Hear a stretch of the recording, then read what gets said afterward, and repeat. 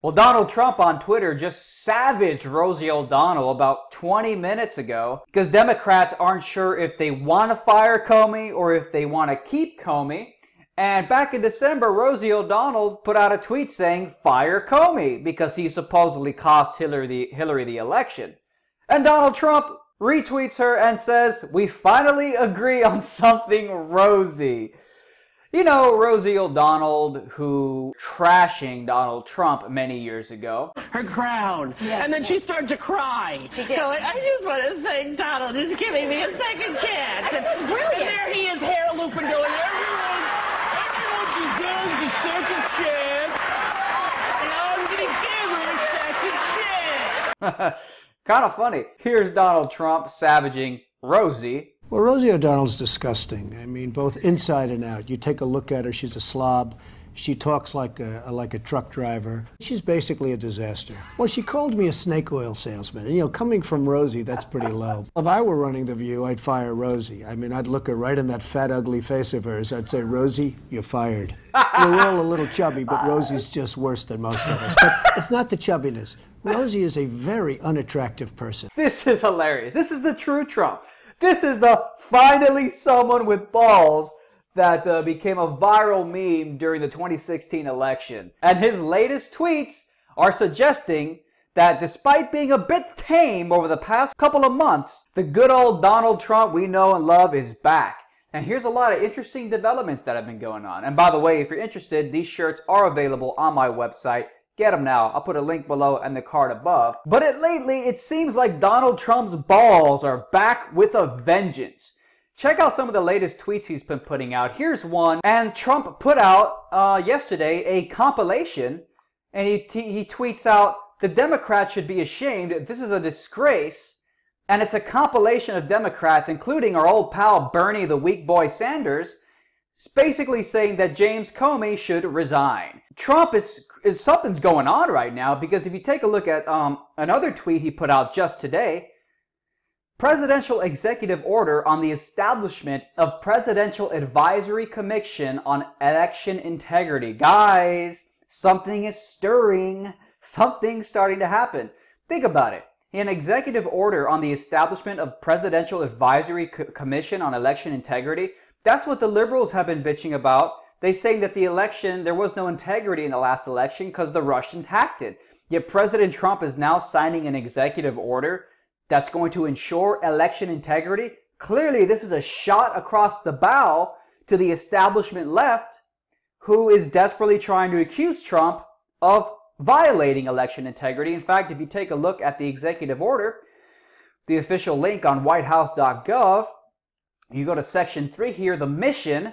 The commission shall, consistent with applicable law, study the registration and voting process used in federal elections.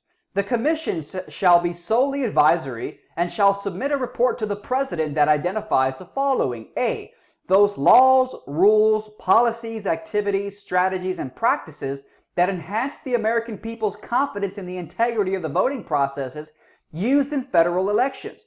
So basically, he signed an executive order that does what the butthurt, defeated liberal establishment has been pushing for ever since Hillary lost, i.e., that the Russians hacked the election and Donald Trump, directly or indirectly, played a part in violating our election security and our election integrity.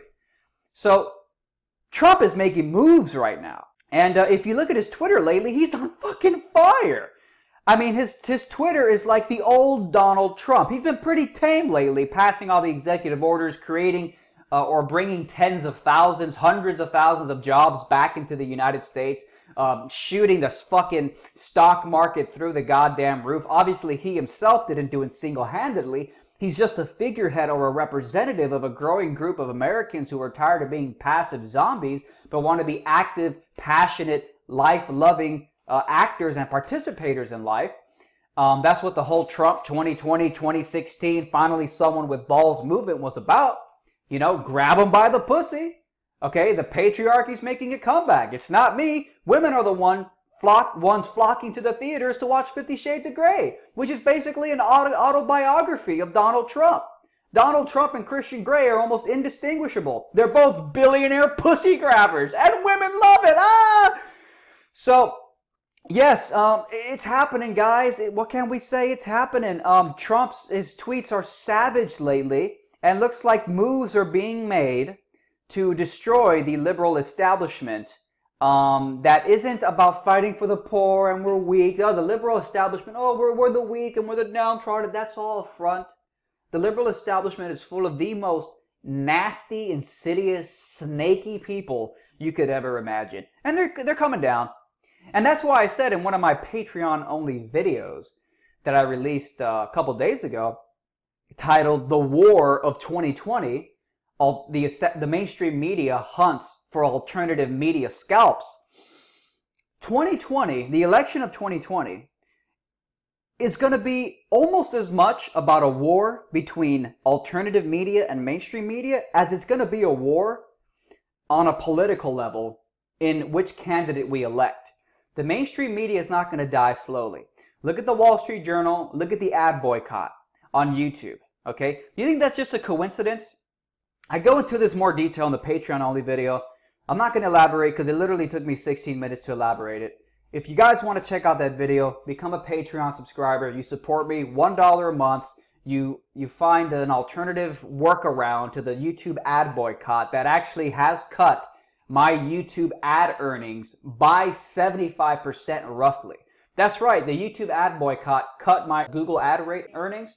It cut it by roughly 75%, a huge blow. So again, if you want to get that second video, the video I was talking about in full, $1 a month alone will get you access to that and all the other exclusive content that I put on Patreon. So check that out. Put a link below and in the card above. But to summarize, this is crazy. This is wild. And it's going to be a media war as much as it's going to be a political war in 2020. Which is why, man, I feel prouder than ever to wear this fucking shirt because I see the long-term game. I see what's coming. It's going to be a media war. Trump is starting to act in ways that makes me proud to wear this shirt, makes me proud to think that in 2020 he's going to still be the legit motherfucker he really does seem to be so far. Trump 2020, finally someone with balls. That's basically all I got to say, guys. Thank you for watching. Links to the shirt are below and above. Take care. Fight back against YouTube censorship by supporting me on Patreon. You'll also get access to exclusive, never-before-seen videos and other perks like monthly Google Hangouts with me, free books and t-shirts, and more.